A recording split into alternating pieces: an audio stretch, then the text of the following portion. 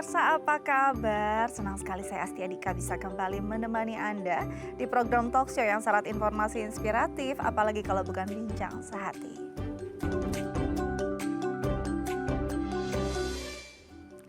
Pemirsa, bincang sehati, penyakit yang terjadi pada organ vital kita yaitu jantung adalah momok yang begitu menakutkan. Nah, ini bisa terjadi karena gaya hidup kita yang berantakan, tidak sehat, kurang olahraga, kurang istirahat, makannya junk food gitu ya. Nah, kalau dulu biasanya yang identik dengan penyakit jantung atau yang merasakan kondisi demikian ini orang yang udah tua, lansia, yang usianya udah ya lumayan banyak gitu ya. Tapi akhir-akhir ini banyak loh yang masih muda juga mengalami gangguan kesehatan pada jantungnya. Itu yang akan kita bahas hari ini tentang bagaimana sih menjaga kesehatan jantung. Khususnya untuk kalian yang masih muda agar tetap prima jantungnya ya. Tapi sebelum itu kita akan bahas dulu nih mitos atau fakta seputar kesehatan jantung. Oke, yang pertama adalah tidur siang bisa menurunkan risiko penyakit jantung. Nah, siapa yang suka tidur siang? Kayaknya enak ya bisa tidur siang. Tapi kalau yang di kantor gimana nih gitu kan? Kayaknya susah nih untuk bisa tidur siang karena waktu istirahatnya cuma 1 jam. Misalnya dari jam 12 sampai jam 1 gitu ya.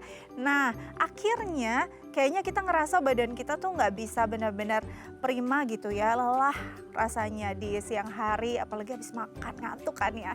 Tapi katanya nih kalau kita bisa menyempatkan diri untuk punya kualitas tidur sesaat saja di siang hari itu bisa menyehatkan jantung kita. Benar atau enggak sih? Ini mitos atau fakta? Nanti kita akan tanyakan bersama dokter kita. Oke, kita lanjut lagi ke mitos fakta berikutnya yaitu posisi jantung ada di sebelah kanan. Kan biasanya kita tahu ya bahwa jantung itu ada di sebelah kiri gitu. Makanya kita sering sekali merasakan kalau ada sakit di area dada kiri kita tuh, aduh jantung nih, jantung saya masalah nih. Tapi tidak menutup kemungkinan ada beberapa kondisi yang menyebabkan jantung menjorok posisinya di arah sebelah kanan. Atau ada kelainan tertentu dengan anatomi tubuh seseorang sehingga menyebabkan jantungnya berada sedikit di sebelah kanan atau memang beradanya posisi tepat di sebelah kanan. Itu juga nanti kita akan tanyakan bersama dokter kita. Kondisi apa sih memungkinkan tidak? Mitos atau fakta? Nanti kita akan konfirmasi langsung ya. Oke, selanjutnya adalah anak muda kebal serangan jantung. Nah, baru aja aku bahas tadi ya, bahwa kan yang biasa mengalami serangan jantung tuh biasanya udah tua, yang umurnya udah banyak gitu koleksinya gitu ya. Tapi rata-rata kayaknya akhir-akhir ini kita lihat nih banyak teman-teman kita yang usianya masih 30-an, 40-an gitu ya.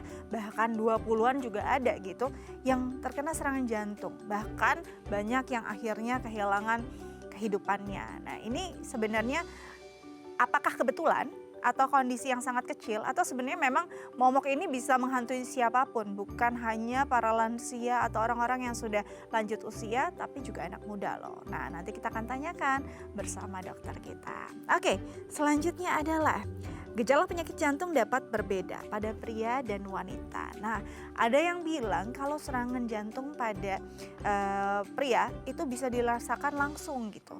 Tapi pada wanita katanya pelan-pelan dan mungkin bisa berlangsung beberapa saat sebelumnya. Katanya gitu ya, menurut artikel yang saya baca. Entah benar atau tidak nanti kita akan tanyakan. Nah, itu kalau serangan jantungnya. Nah, kalau kondisi atau gangguan penyakit jantung yang lainnya atau kesehatan jantung yang terganggu lainnya pada pria atau wanita, apakah memang dibedakan berdasarkan gendernya atau hormon yang hidup di dalam tubuh kedua gender ini? Itu nanti kita akan tanyakan nih bersama dokter kita ya. Oke, selanjutnya adalah orang kurus tidak akan kena penyakit jantung. Aduh, happy banget kalau memang kondisinya demikian. Yang punya badan langsing kayaknya bebas nih dari potensi sakit jantung. Tapi apa iya? Apa benar ya kan?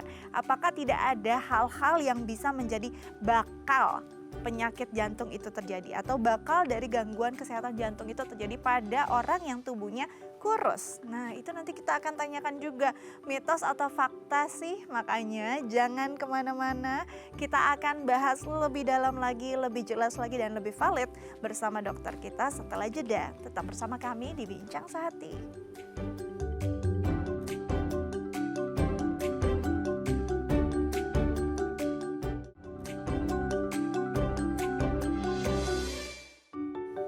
Ya, pemirsa Bincang Sehati, kembali lagi bersama kami di Bincang Sehati. Aduh, jadi berdebar-debar nih jantung saya menunggu jawaban dari mitos fakta oleh dokter kita ya. Takutnya apa yang tadi dijabarkan salah semua, nanti ternyata saya mengalami gangguan jantung sejak dini. Itu kan takut juga ya. Pasti pemirsa juga menunggu nih jawaban dari dokter kita. Karena itu langsung kita kenalkan saja dokter kita hari ini. Ada Dr. Novita Sitorus, SPJP, KVH, spesialis jantung pembuluh darah, konsultan intervensi dari Rumah Sakit Hermina Bekasi. Langsung kita sapa.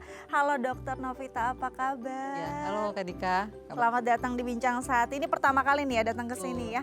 Terima kasih loh sudah hadir di sini mau berbagi bersama pemirsa ya.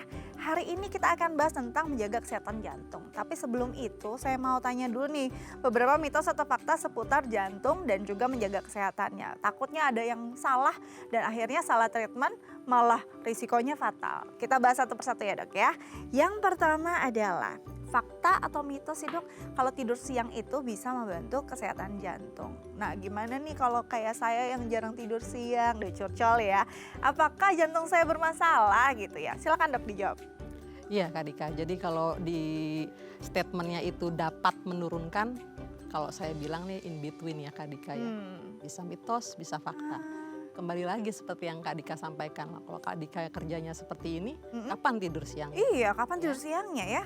Jadi sebenarnya sih itu bisa menurunkan risiko penyakit jantung. Oke. Ya, kalau memang seharian kerjanya itu sudah terlalu berat, maka memang ada baiknya mengambil istirahat sejenak. Tetapi bagi mereka yang memang kerjaannya itu tidak bisa mengambil waktu istirahat di sela-sela, maka sepulang kerja itu disarankan untuk beraktivitas dengan kualitas tidur yang baik.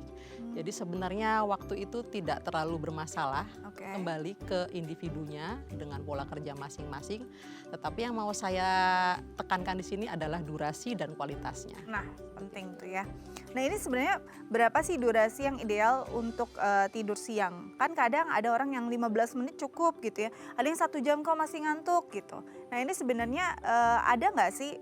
Sebenarnya apakah dipengaruhi oleh kuantitas atau kualitas? Ya sebenarnya kalau kuantitas itu tidak ya, seperti yang tadi kita bahas ya, karena tiap orang beda-beda. Kadang-kadang ada yang tidak dapat waktu sama sekali ya, selip tidur aja. Sebenarnya itu lebih kepada bukan harus berapa menit, tetapi saat dia tertidur atau memang bisa tertidur emang sudah alarm dari tubuh bahwa tubuhnya dan terutama jantungnya perlu istirahat.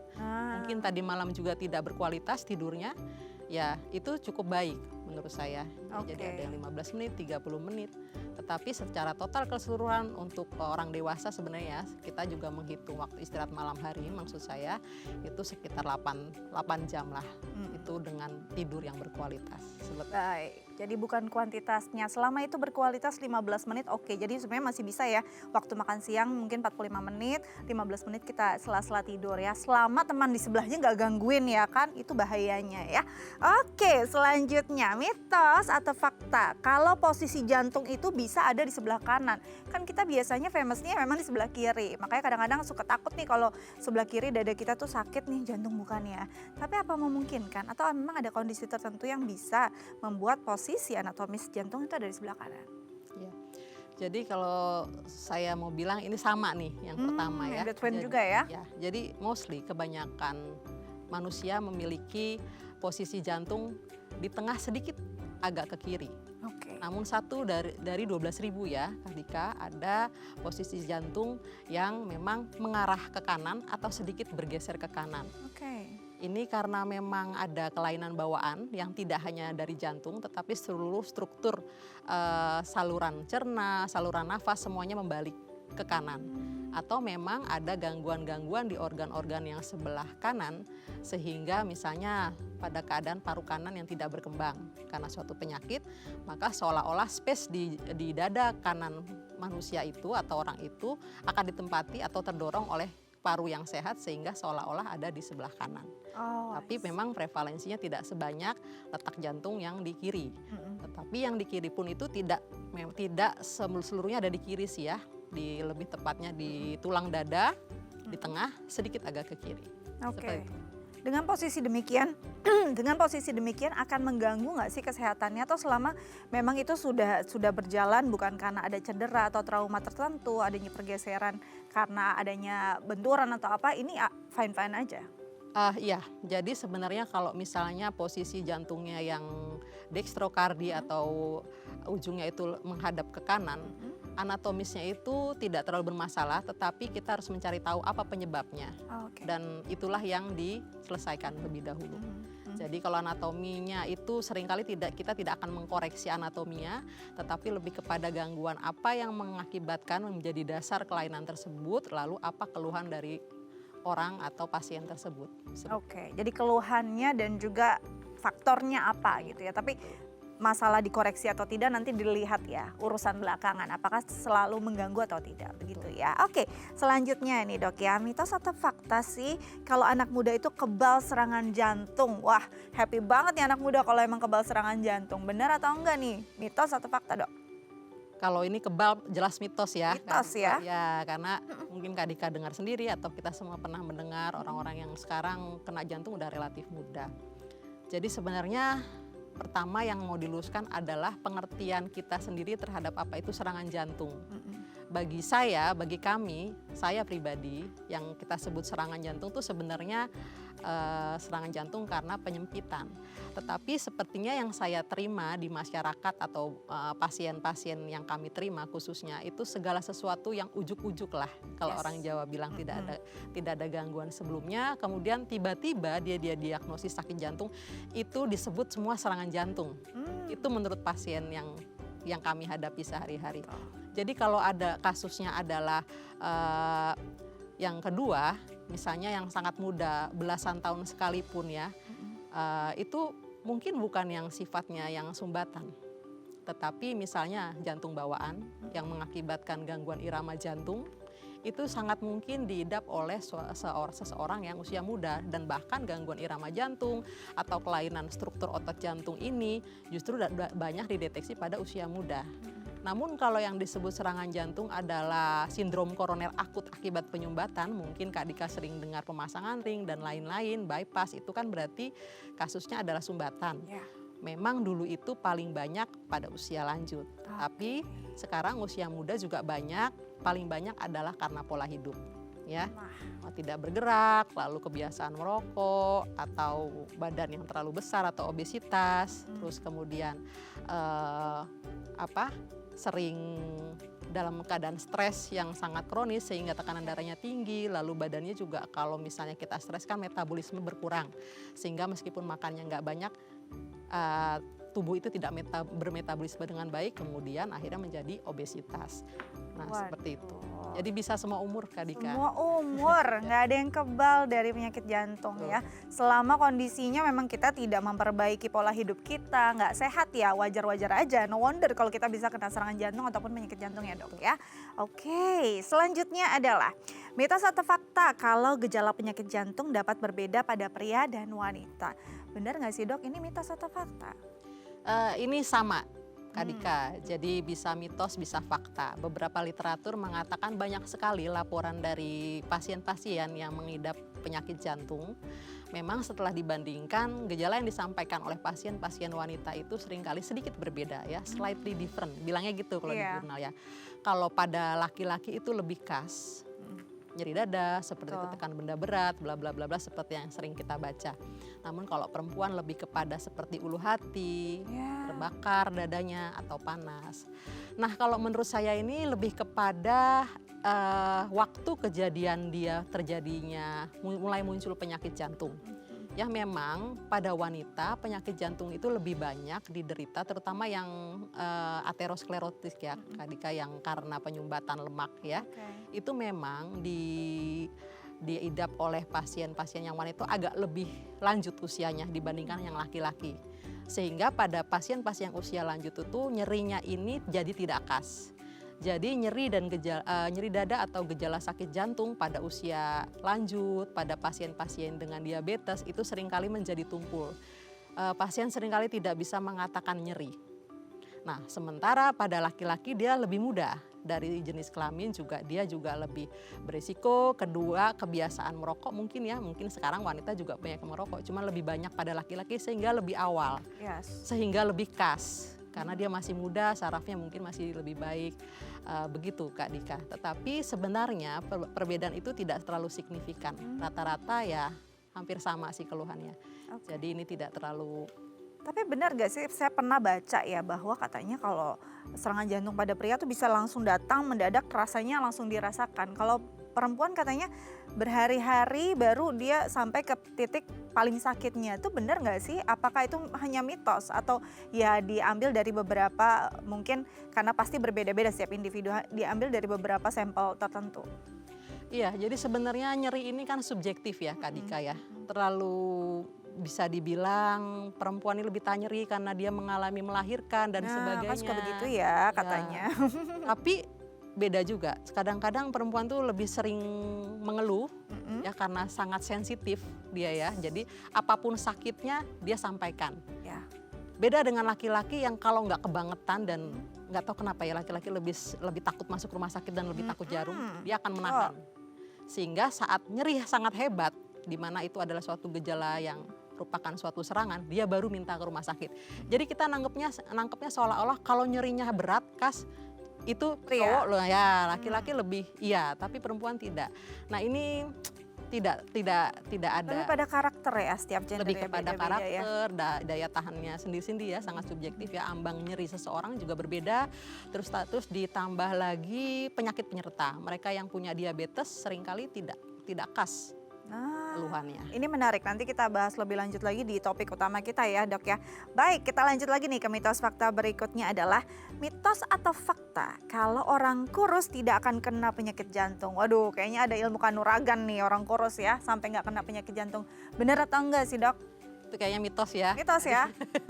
Iya nih, jadinya kayaknya hari ini seolah-olah semua orang bisa kena sakit jantung. Betul. Ya. Jadi sebenarnya kalau Kak Dika menyampaikan penyakit jantung, maka skop kita luas banget nih Kak Dika. Mulai dari jantung bawaan, klep jantung, atau aterosklerotik tuh yang penyumbatan jantung dipasang ring ya, atau ototnya yang memang ada kelainan dari bawaan. Maka ini dia nggak memilih berat badan. Oh, I see. Namun kenapa dulu lebih sering dikatakan orang yang obesitas ini banyak mengenai penyakit jantung, karena memang porsi penyakit jantung karena aterosklerosis atau penyumbatan ini paling banyak jumlahnya di antara seluruh penyakit jantung. Dan mereka yang memiliki penyakit aterosklerosis atau penyumbatan atau penyakit jantung koroner ini memang punya faktor risiko antara lain gula, darah tinggi, kegemukan. Jadi seolah-olah itu paling banyak diidap atau dialami oleh orang yang gemuk. Namun orang yang kurus belum tentu tidak ada sakit jantung. Mungkin penyakit jantungnya dia masuk lewat penyakit jantung tiroid atau penyakit jantung yang klep bocor yang memang karena infeksi saluran nafas atau bawaan yang bocor. Nah itu biasanya malah penampakan orangnya tuh kurus-kurus tuh Kak. Iya.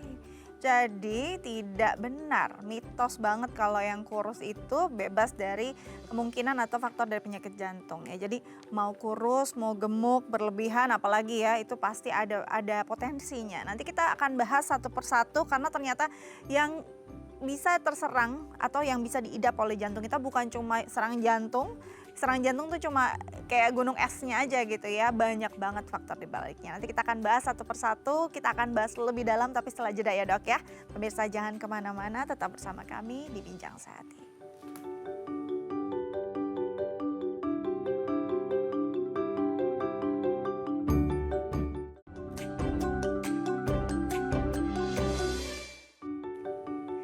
Ya pemirsa, kembali lagi bersama kami di Bincang Sehati. Kita akan bahas topik utama kita tentang bagaimana menjaga kesehatan jantung ya. Khususnya pada kaum milenial dan juga Gen Z nih yang kadang-kadang pola hidupnya suka berantakan gitu ya. Jangan sampai kita punya potensi terkena penyakit jantung. Nah bagi pemirsa di rumah yang mungkin punya pertanyaan terkait tema kita hari ini bisa menelpon kami di 0212903244 atau DM ke Instagram kami di @theifamily. Kita lanjut lagi bersama dengan Dr. Novita Sitorus, SPJP KVH, spesialis jantung pembuluh darah konsultan intervensi dari Rumah Sakit Hermina Bekasi. Oke, seperti kita tahu jantung itu peran utama lah, salah satu peran utama dalam tubuh kita, dalam kehidupan seorang manusia. Fungsinya jelas ya dok, memompa darah untuk ke seluruh tubuh. Itu yang kita pahami. Tapi ada nggak sih fungsi lain yang sebenarnya ini tuh benar-benar saking kita nggak taunya, akhirnya kita nggak ngejaga nih kesehatan jantung kita? Ya Kak Dika, sebenarnya sudah tepat sih yang Kak Dika sampaikan. Kalau mau dijabarkan sangat banyak fungsi jantung, tetapi secara utama ada memompa darah dengan kontennya ya. Yes. Ada nutrisi, ada oksigen, darah yang kaya oksigen, terus kemudian ada hormon dan lain-lain ya, itu kan yang dibawa semuanya juga oleh darah yang dipompa dari jantung. Juga yang kedua juga menerima darah itu sendiri yang sudah berkeliling dari seluruh tubuh untuk dikembalikan ke jantung, dibersihkan di paru. Dan yang ketiga untuk mempertahankan tekanan darah. Karena tekanan darah yang baik ini akan menjamin sirkulasi, oksigenasi, dan akhirnya kerja dari seluruh sel di setiap tubuh kita. Seperti itu. Baik, jadi kalau memang kita bicara tentang fungsi jantung ya paling krusial adalah memompa darah. Tapi kadang-kadang kita suka lupa atau abai ya, kita berpikir memompa yaitu ototnya dong yang harus kuat. Padahal ada kontennya nih yang dipompa itu juga harus clean, harus bersih. Kadang-kadang benar gak sih dok, yang bisa bikin masalah utama yaitu karena si konten ini yang terkontaminasi, tercemar atau mungkin banyak plak-plak di sana. Ya betul. Jadi memompa itu betul Kak Dika, yang Dika sampaikan adalah si ototnya. Cuman setelah darah itu dipompa kan ada pintunya. Betul. Keluar masuk. Lah yang membuat bekerja si otot ini juga ternyata perlu makan. Yes. Ya, si otot ini memberikan makan ke seluruh sel, tetapi otot ini mau bekerja siapa yang kasih makan? Itu yang kita sebut pembuluh koroner. Ya, yang ada sumbatan jantung, kemudian di bypass, pasang ring, itu adalah pembuluh koronernya yang kita kotak-atik. Nah, kalau pembuluh koroner ini bermasalah, ada sumbatan atau ada darah yang yang kurang encer ya, pengentalan darah, maka ini semua akan membuat si pompanya tidak optimal bekerja. Selain pompa koroner, tentu pintunya, buka tutupnya bagus nggak nih, macet tidak, atau malah dol. Ya, itu juga akan membuat kerja jantung menjadi tidak optimal. Seperti itu kan. Apa aja sih dok yang bisa membuat kerja jantung tadi tidak optimal, bisa bocor, klepnya dol, itu karena kita menggunakan terlalu diforsir atau memang kontennya begitu kotor yang masuk sehingga banyak yang nempel di situ. Jadi istilahnya kalau awamnya nih mesin gitu ya dok ya, terus banyak karat jadinya rusak, kayak pintu aja engselnya kalau karatan kan susah tuh buka tutupnya, macet, otomatis apa yang keluar masuk tamu di situ kan juga tersendat. Seperti itukah gambarannya untuk orang awam? Ya, kurang lebih seperti itu. Contohnya kalau kontennya mau kita breakdown satu-satu, misalnya koronernya. Ya. Pertama, kalibernya ini sendiri, pembuluh darahnya sendiri ya, seperti sedotan, seperti tabung bentuknya, maka di dalam tabung di dindingnya itu sendiri harus bagus, di endotelnya ya, bagian dalam dari pembuluh darah selongsongnya itu harus bagus. Nah, hal-hal yang membuat tidak bagus, contohnya penyakit darah tinggi yang tidak terkontrol, kolesterol yang tidak terkontrol, kemudian gula yang tidak terkontrol. Nah, itu akan membuat pembuluh darah bagian dalamnya itu rusak, sehingga zat-zat yang sehat di dalamnya terkikis. Ya, pembuluh darah akan cenderung menyempit, lalu kalibernya mengecil, sehingga jumlah darah yang harus dipompakan sekian cc itu menjadi berkurang. Itu baru kita ngomong soal pembuluh koroner. Ya. Nah, kalau misalnya ototnya terlalu banyak banget ya, salah satunya pembuluh koronernya. Tetapi kalau ototnya itu sendiri yang bermasalah, seringkali kita menemukan otot jantungnya sudah rusak, kita lakukan USG, fungsi pompa jantungnya sudah turun, berapa persen gitu ya. Tetapi pembuluh koronernya bagus. Macam-macam yang mengakibatkan pompa jantung ini menjadi tidak bekerja dengan optimal. Misalnya infeksi virus ya, baru-baru virus corona juga. Dampaknya cukup besar di jantung dan pembuluh darah ya. Salah satunya membuat otot jantung jadi tidak berfungsi optimal, lalu kemudian gangguan pembekuan darah sehingga darah relatif kental, sehingga alirannya juga tidak baik. Nah, kemudian di dalam jantung itu sendiri ada sekat dan klep. Nah, kalau sekat dan klep ini bisa juga dari bawaan atau memang didapat.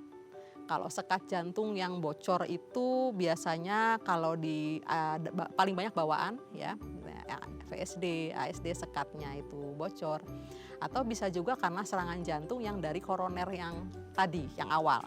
Bisa didapat. Jadi tadinya sempurna, sekatnya tiba-tiba dinding pemisahnya ini, pembuluh darah yang ngasih makan di situ tidak bekerja, akhirnya tidak bagus sekatnya. Sedangkan kalau klep bisa didapat, bisa juga dari bawaan. Paling banyak kalau di bawaan itu di Indonesia masih terkenal penyakit jantung rematik, meskipun sekarang insidensinya sudah sangat turun ya, karena banyak antibiotik yang bagus, kesadaran orang juga untuk berobat segera setelah batuk pilek itu juga sudah semakin tinggi, ya, menjaga kebersihan gigi dan mulut juga sudah sangat baik. Nah itu menjadi salah satu faktornya gitu Kak Dika. Jadi kombinasi antara bawaan, kalau bawaan nasib ya, gimana lagi, tetapi gimana lagi ya Dok ya. betul.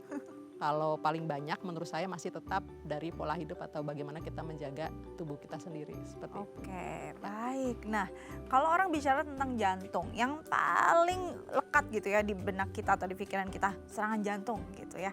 Nah, serangan jantung sendiri itu apa sih? Apakah semua kondisi kesehatan yang terganggu di jantung kita pasti akan mengalami serangan jantung nantinya? Ya. Betul, jadi seperti yang kita bahas sebelumnya Kak Dika ya. Jadi kalau bagi kami, bagi saya lah pribadi, saya akan mengatakan Pak, ini istrinya serangan jantung, Bu ini Bapak serangan jantung, itu lebih kepada mengacu suatu penyakit jantung koroner atau sumbatan di pembuluh darah koroner yang seperti kita bahas tadi, yang tadinya stabil menjadi tidak stabil karena tidak diobati. Namun seringkali masyarakat itu menangkap bahwa serangan jantung adalah segala sakit yang didiagnosis dadakan. Nah kemudian ya ini serangan, gitu ya? Betul. Sebelumnya saya nggak pernah jantung, ini namanya tidak selalu semuanya. Jadi kalau di kami pribadi ya, ya para dokter jantung dan para dokter pada umumnya itu sebenarnya yang serangan jantung yang sindrom koroner akut itu. Dan kalau itu memang lebih banyak pada usia yang sedikit lebih tua.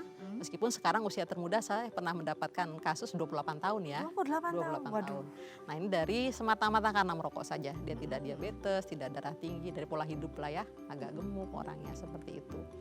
Jadi itu yang dimaksud serangan jantung kalau buat kita. Tetapi seringkali pasien atau masyarakat menangkapnya apapun yang disebut didiagnosis secara mendadak itulah serangan jantung.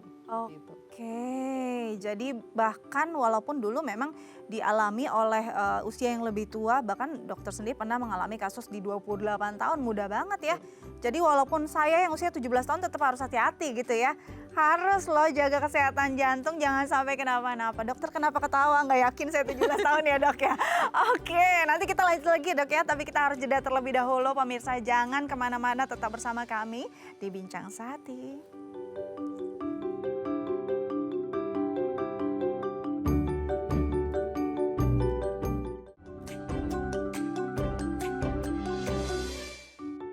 Pemirsa Bincang Sehati kembali lagi bersama kami di Bincang Sehati. Masih membahas tentang menjaga kesehatan jantung. Dan bagi pemirsa di rumah yang mungkin punya pertanyaan terkait tema kita hari ini bisa menelpon kami di 0212903264 atau DM ke Instagram kami di @thai-family. Kita lanjut lagi bersama dengan Dr. Novita Sitorus SPJP KVH, spesialis jantung pembuluh darah konsultan intervensi dari Rumah Sakit Hermina Bekasi.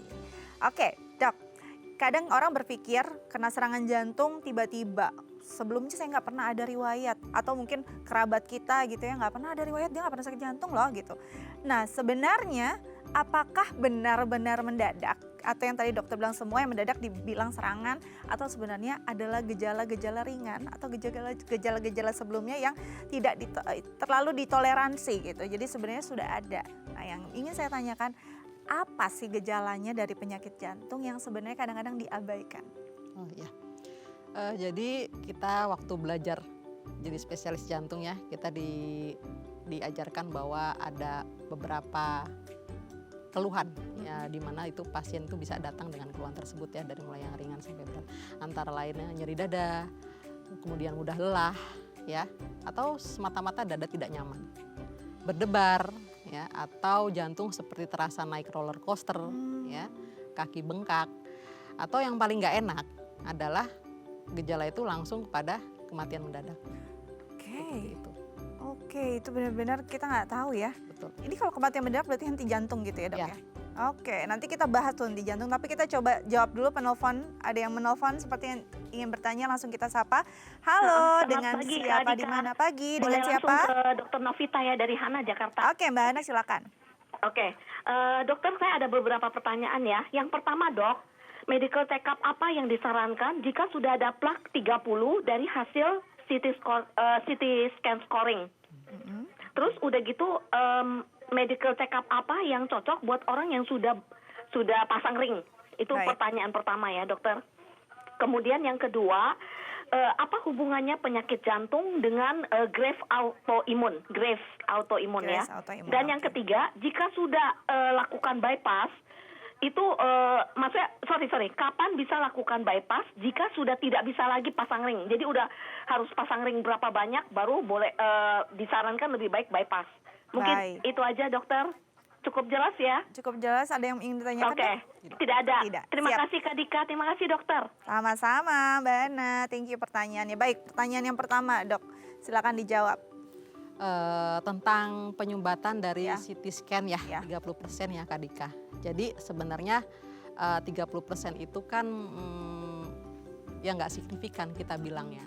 Nah, sekarang kembali lagi, penyumbatan itu akibat apa?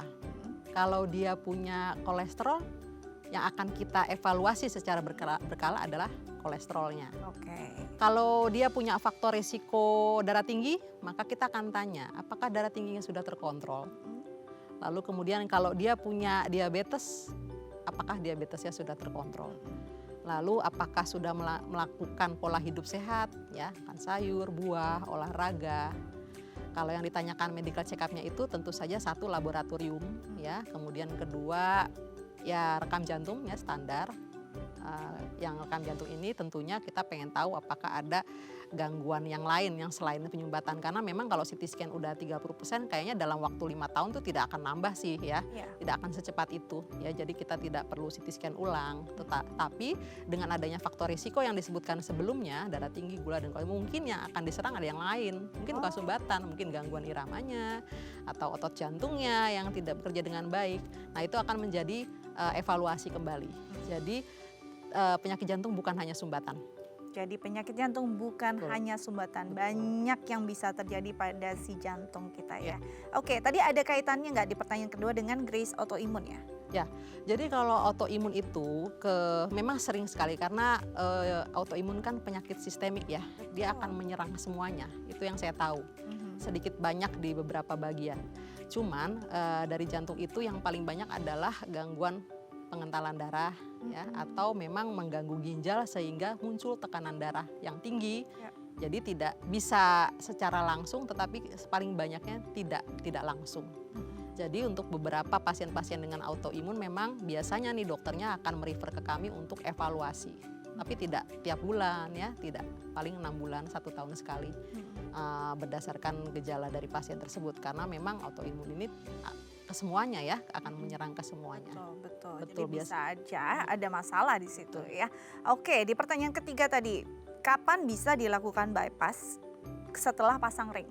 Berapa? Ya, jadi ini kan berarti skopnya penyakit jantung koroner ya Kak Dika ya, penyumbatan, di mana terapi pertama adalah obat-obatan, kemudian perbaikan pola hidup. Lalu kemudian bila ini tidak membaik dan dari kateterisasi didapatkan penyumbatan yang sangat signifikan, lalu kemudian akan kita lakukan pemasangan ring.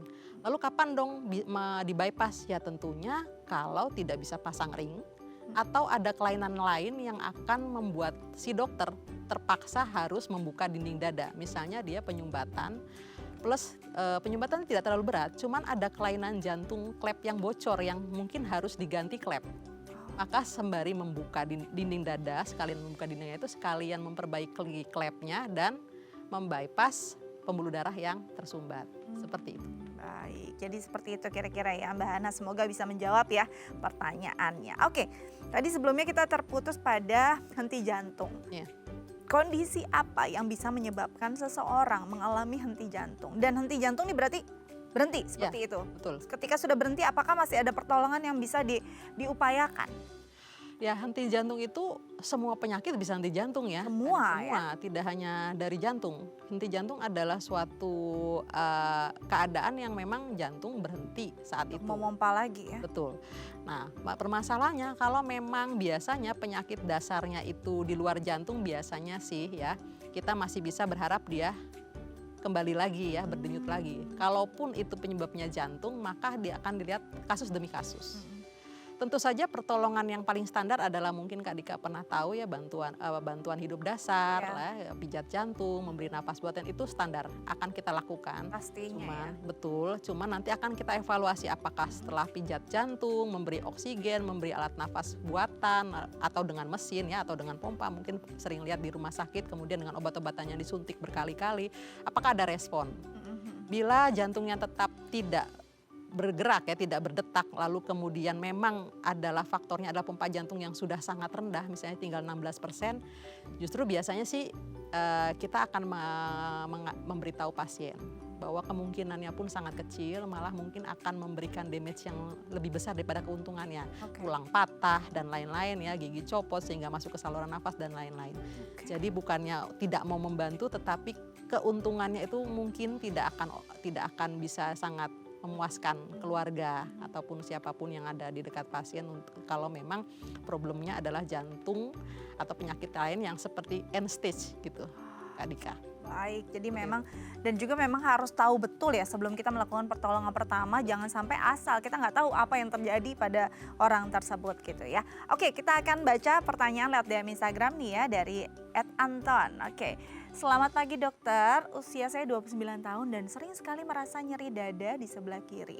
Saya belum periksa ke vaskes karena takut. Nah ini sering takut nih ya dok ya. Kira-kira apa gejala yang saya rasakan? Apa hubungannya dengan kesehatan saya dan bagaimana cara saya membedakan antara nyeri jantung dengan nyeri yang biasa atau nyeri lainnya? Terima kasih. Oke, pertanyaan dari Mas Anton nih. Sering nyeri dada di sebelah kiri, tapi dia takut untuk memeriksakan. Ini sering banget kan terjadi ya dok ya. Gimana nih, usia sekitar 29 tahun. Usia 29, laki-laki berarti ya? Iya betul Mas Anton. Jadi pasien saya aja 28 tahun ya. Betul. Jadi sebenarnya kalau misalnya kita mau tahu apakah saya sakit jantung atau tidak sih, maka kita akan introspeksi dulu ya. Kita punya faktor resiko atau tidak. Merokok tidak. Lalu kemudian darah tinggi tidak. Kalau iya, apakah darah tinggi sudah terkontrol dengan obat ataupun dengan pola hidup yang baik, kolesterol, gula, dan lain-lain. Kalau itu semuanya bilangnya tidak ada, maka tetap perlu kita evaluasi faktor keluarga. Ya, ada adik saya juga seusia segini meninggal mendadak karena jantung. Mungkin kita tidak akan berbicara tentang penyumbatan, mungkin yang lain. Ya, otot jantung yang memang dari lahir nasibnya dia dapatnya seperti itu, maka kewajiban yang satu darah lah untuk mengecekkan. Jadi pertama dirinya sendiri dan kanan kirinya. Lalu kemudian kalau karakter nyeri dada gejalanya sih memang kebanyakan, kembali lagi seperti yang kita bahas itu namanya nyeri, sesak, mudah lelah, itu subjektif ya. Kadang-kadang sering kita temukan pompa jantung udah 20%, pasiennya juga masih gagah. Jadi ini memang sangat subjektif, namun secara textbooknya penyakit jantung itu rata-rata nyeri dada seperti tertindih benda berat atau diremas di sebelah kiri, yaitu kalau memang jantungnya memang di sebelah kiri ya, kembali lagi posisi anatomi. Kemudian menjalar ke leher, rahang, bahu, ya belikat kiri, tangan kiri, gitu ya. Biasanya dia reda dengan istirahat atau tadi Kak Dika menyebutkan udara dingin. Saya kalau dingin tambah sakit nih, begitu dikasih hangat salah satunya bisa juga. Lalu kemudian saya kalau emosi baru sakit, tapi begitu hati saya adem udah enakan. Itu bisa menjadi salah satu clue bahwa mungkin orang tersebut punya penyakit jantung. Jadi pertama karakter nyerinya, kemudian kedua faktor resiko, ketiga riwayat penyakit keluarga. Jadi harus dilihat juga nih Mas Anton, apakah tadi faktor resikonya ada merokok kah, atau memang sering makan yang berkolesterol juga ya, dan riwayat penyakit dari keluarga. Jadi harus diperiksakan, jangan sampai terlambat, nggak usah takut kok, pasti ada dokter yang akan menemani ya. Oke dok, nanti kita lanjut lagi, tapi kita harus jeda terlebih dahulu. Pemirsa jangan kemana-mana, tetap bersama kami di Bincang Sehati.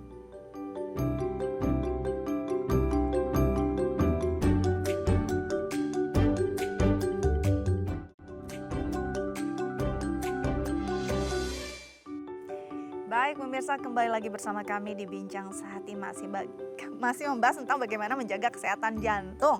Masih bersama dengan Dr. Novita Sitorus, SPJPK FIHA, spesialis jantung pembuluh darah, konsultan intervensi dari Rumah Sakit Hermina Bekasi. Oke, tadi kita udah bahas nih gejalanya, rasanya seperti apa gitu ya, bahkan sampai ke henti jantung. Serem banget kayaknya kalau ngomongin penyakit jantung itu ya. Nah, gimana nih kita yang belum merasakan apa-apa? Harus apa? Bagaimana agar kita tuh terhindar dari potensi atau momok menakutkan tersebut?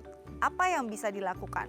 Hal-hal semacam apa sih yang bisa menjaga kesehatan jantung kita, Dok? Apakah harus memang rajin olahraga? Gimana, Dok? Iya Kak Dika, jadi pertama sebelum olahraga dan lain-lain, kalau memang ada riwayat keluarga segera periksakan ya. Di kapanpun fase kehidupan, apalagi kalau memang subur penyakit jantung, begitu ada keluhan ya segera periksakan. Namun kalau yang ditanya apa yang dilakukan selain medical check up, tentu saja pola hidup yang baik ya. Jadi olahraga tentu saja harus sinergi sama istirahatnya.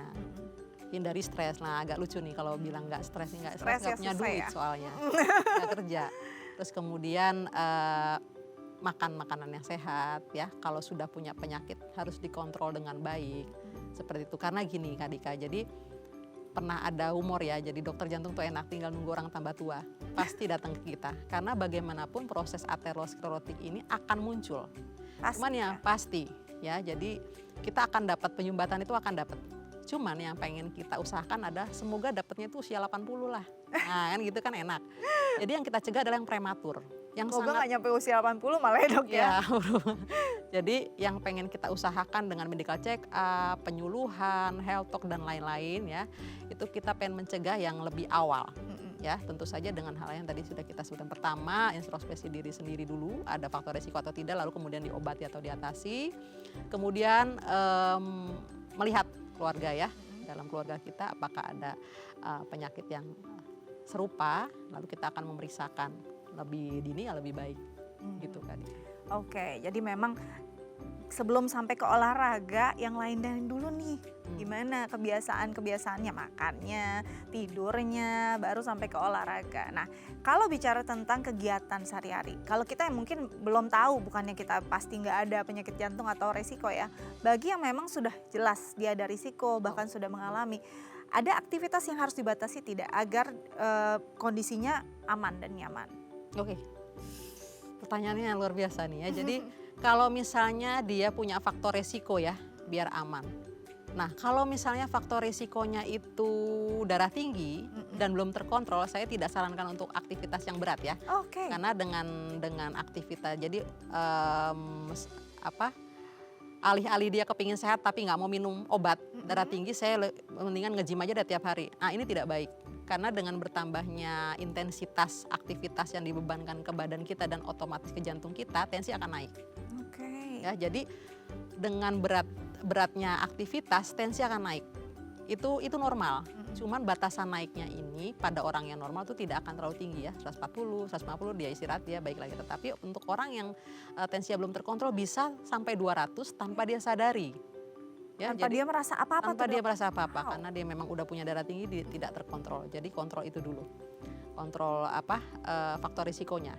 Lalu kemudian untuk mereka yang sudah sakit jantung ya, kayak yang tadi misalnya contohnya penyumbatan 30%, maka kita akan mengetes kebugaran jasmaninya dan ketahanan jantungnya. Misalnya kita tes treadmill ya, apakah dia ada keluhan ataukah ada grafik yang turun dari tes treadmillnya, lalu batas itulah yang diperkenan untuk dia untuk beraktivitas fisik atau berolahraga lah ya khususnya. Jadi terus bahkan orang yang gagal jantung, yang pompa jantungnya juga sudah turun, tetap akan dianjurkan untuk tetap aktif. Tetapi sebatas mana nanti dokter akan meresepkan resep exercise atau aktivitas fisik yang akan diperkenankan kepada pasien tersebut. Jadi pertama periksa dulu, jangan ujuk-ujuk 40 tahun dia merokok, tidak pernah periksa dia langsung pengen fit. Seperti itu ya, kalau memang sudah punya faktor resiko, pastikan dulu jantungnya sehat untuk beraktivitas, apalagi mau aktivitas dengan intensitas yang tinggi ya, olahraga dengan intensitas yang tinggi, apalagi malam lagi ya, malam hari baru pulang kerja, ngantor, langsung olahraga gitu. Baik, jadi jangan mentang-mentang olahraga baik gitu ya, jadi berlaku baik untuk semua orang, nggak bisa digeneralisasi. Iya. Itu tadi untuk orang dewasa, gimana kalau anak-anak yang punya jantung bawaan? Banyak orang tua yang akhirnya membatasi aktivitasnya, apakah memang ini sudah tepat atau memang harus dibiasakan pelan-pelan untuk dia bisa hidup normal? Oke, jadi jantung bawaan yang pada anak-anak ini seringkali obatnya korektif ya, bedah. Cuman pertanyaannya kapan harus di bedahnya? Karena memang dia itu kan dapat penyakitnya bukan karena gaya hidupnya ya, lahir sudah dapat seperti Secara itu. anatomis sudah takdir. Anatomis, betul, anatomisnya sudah tidak normal. Betul. Jadi memang seringkali obatnya adalah mengkoreksi ya dengan bedah terbuka atau dengan alat ya, dengan minimal invasif. Nah, untuk batasan tentu saja tergantung derajat ringan beratnya penyakit tersebut dan klinis si anak. Kalau anaknya masih aktif ya nggak apa-apa, anak aktif aja, makan minum masih baik, bocor jantung ya nggak apa-apa gitu. Cuman tanpa sakit jantung pun kan tetap ada durasi istirahat yang disarankan untuk semua kita tidak harus yang sakit jantung. Jadi untuk anak-anak seperti itu, selama kalau memang jantung bocornya itu berat dan anaknya jalan aja susah, ya sudah jangan dipaksa. Memang harus dikoreksi dulu sampai dia akhirnya bisa baik, lalu kemudian dia bisa beraktivitas seperti yang dia mau secara bertahap. Nanti ada rehabilitasi jantungnya, seperti itu. Oke, jadi memang harus dilihat dulu kondisi si anak seperti apa.